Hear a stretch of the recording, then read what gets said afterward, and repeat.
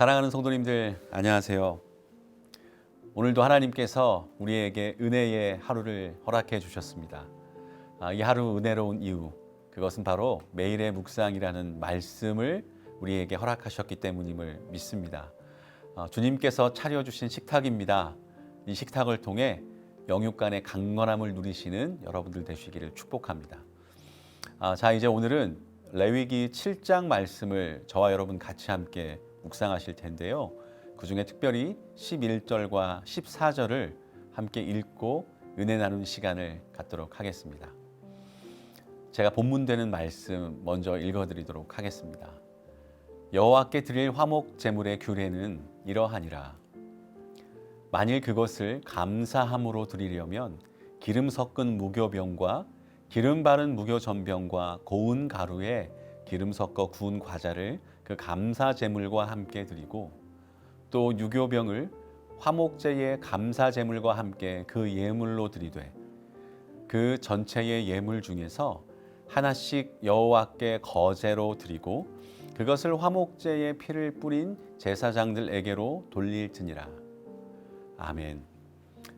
여러분, 레위기 1장에서 7장까지는 구약의 5대 제사법인 번제, 소제, 화목제, 속죄제, 속건제를 다루고 있습니다. 여러분들의 이해를 돕기 위해 좀 더 정리를 해보자면 그 5가지의 제사의 종류가 있고요.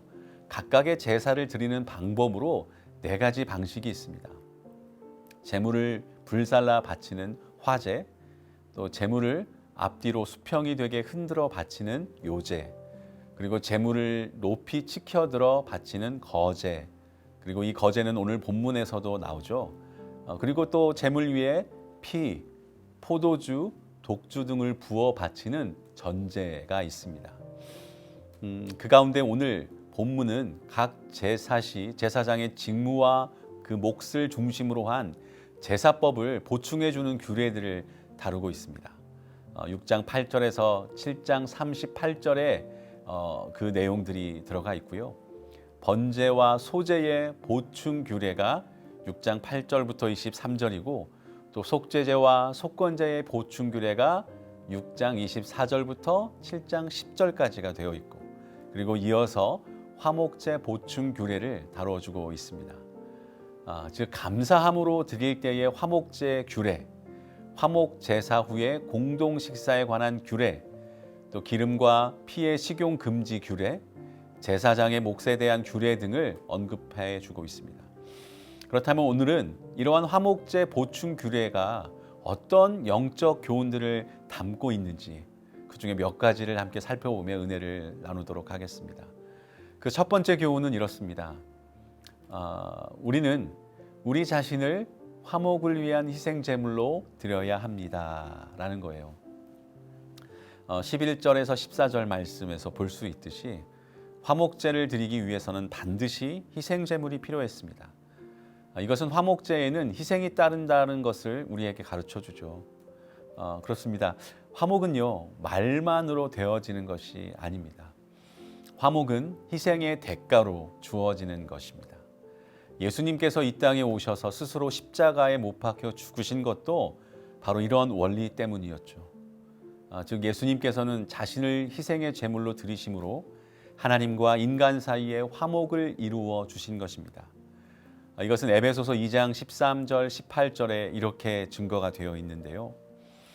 이제는 전에 멀리 있던 너희가 그리스도 예수 안에서 그리스도의 피로 가까워졌느니라.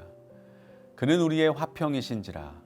둘로 하나를 만드사 원수된 것 곧 중간에 막힌 담을 자기 육체로 허시고 법조문으로 된 계명의 율법을 폐하셨으니 이는 이 둘로 자기 안에서 한 새 사람을 지어 화평하게 하시고 또 십자가로 이 둘을 한 몸으로 하나님과 화목하게 하려 하심이라.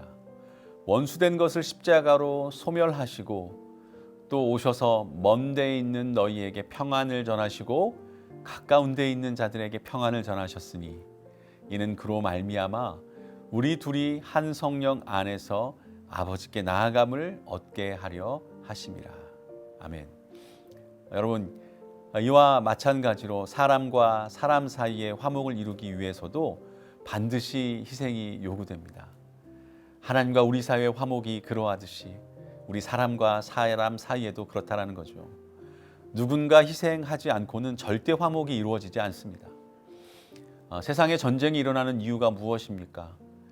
서로가 남보다 많은 것을 차지하려고만 하고 상대방을 위해 자신을 희생하려고 하지 않기 때문에 일어나지 않는 것입니까?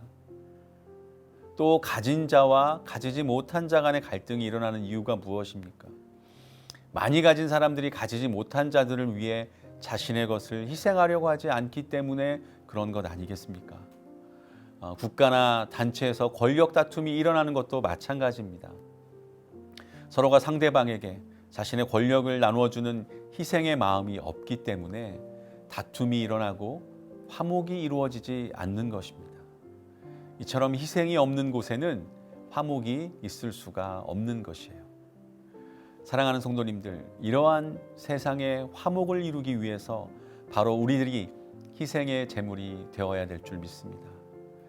예수님께서 우리를 위하여 희생되셨듯이 우리는 자신이 속한 가정의 화목을 위해 또 사회의 화목을 위해 교회의 화목을 위해 스스로 희생하는 자가 되어야 합니다.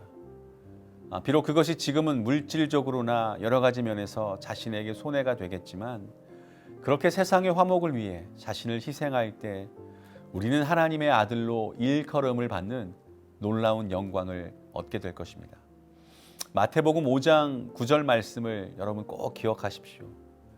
화평하게 하는 자는 복이 있나니 그들이 하나님의 아들이라 일컬음을 받을 것이며 라고요. 둘째로는 성도는 은혜의 소유자가 아니라 관리자가 되어야 합니다라는 겁니다.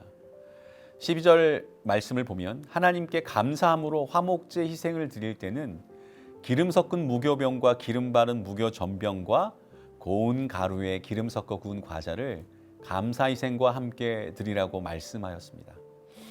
여기서 감사함으로 드린다는 것은 하나님께서 자신에게 베풀어 주신 여러 가지 은혜를 감사해서 드리는 감사제를 가리킵니다. 그런데 이런 감사의 화목제가 끝난 후에는요, 제물 중에서 제사장의 몫을 제외한 나머지로 제사를 드린 사람뿐 아니라 친지를 비롯해서 이웃 사람들과 함께 나눠 먹는 잔치를 베풀었습니다. 이처럼 감사의 화목제가 끝나고 난 다음에 공동 식사를 하는 것은 우리에게 중요한 교훈을 말씀해 주고 있습니다. 바로 하나님의 은혜는 혼자만 누리는 것이 아니라 이웃과 함께 나누어야 한다라는 것이에요. 이는 하나님께서 그 사람에게 은혜를 베푸신 것이 혼자만 잘 먹고 잘 살도록 하기 위함이 아니기 때문입니다. 하나님께서는 그 사람을 통해 하나님의 은혜가 모든 사람에게 골고루 돌아가기를 원하십니다. 따라서 하나님의 은혜를 입은 사람은 그것의 소유자가 아니라 관리자다라고 할 수 있는 것이죠. 그런 의미에서 성도들 모두는 우리에게 주신 은혜, 그 은혜의 관리자가 되어야 하는 겁니다. 왜냐하면 성도 중에 하나님의 은혜를 입지 아니한 사람이 단 한 사람도 없기 때문에 그렇죠. 어찌 보면 우리는 그저 하나님의 은혜가 다른 사람들에게 나누어지기 전에 잠깐 소유하고 있을 뿐입니다. 그러므로 사랑하는 성도님들, 여러분이 지금 소유하고 있는 물질의 복이나 건강의 복, 지혜의 복, 재능의 복을 여러분 혼자만 누려서는 안 될 것입니다. 우리는 하나님을 대신해서 그것을 이웃과 다른 사람들에게 나누어 주어야 할 의무를 가지고 있는 것이죠. 그러므로 우리는 지금부터 소유한 물질과 건강과 여러 가지 지혜의 재능을 어떻게 누릴까 생각하지 말고 그것을 어떻게든 이웃들에게 나누어 줘야 할지 생각하고 고민하는 그런 성도가 되어야 할 줄 믿습니다. 이렇게 여러분이 하나님이 주신 은혜의 소유자가 아니라 관리자가 되어 다른 사람들과 더불어 나눌 때 하나님은 기뻐하시며 여러분에게 더 큰 은혜를 베푸실 것을 믿습니다. 다음의 약속을 하나님께서 우리에게 말씀하셨기 때문인데요. 히브리서 13장 16절에 이렇게 말씀해 주십니다.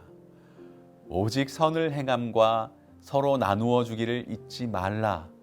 하나님은 이 같은 제사를 기뻐하시느니라. 아멘. 함께 기도하시겠습니다. 사랑과 은혜의 하나님 아버지, 오늘도 하나님의 말씀이 우리를 새롭게 하심을 고백합니다. 우리를 구원하신 예수님께서 우리와 하나님 사이의 화목제물이 되셨듯 이제 우리가 화목제물이 되어 하나님께 드려지게 하여 주시옵소서. 독생자 예수 그리스도가 화목제물이 되셨듯 우리도 화평케 하는 자가 되어 하나님의 아들이라 일컬음 받기를 소망합니다. 또한 하나님의 은혜가 우리에게 날마다 부어짐에 감사드립니다. 그리고 그 은혜가 이제 우리를 통해 흘러가기를 원합니다. 더 가지려는 고민으로 살지 않고 더 나누려고 고민하는 하나님이 기뻐하시는 제사로의 삶이 우리의 삶이 되게 하여 주시옵소서. 먼저 우리를 위해 생명까지 다 내어주시어 화목제물이 되신 우리 구주 예수 그리스도의 이름으로 기도드립니다. 아멘.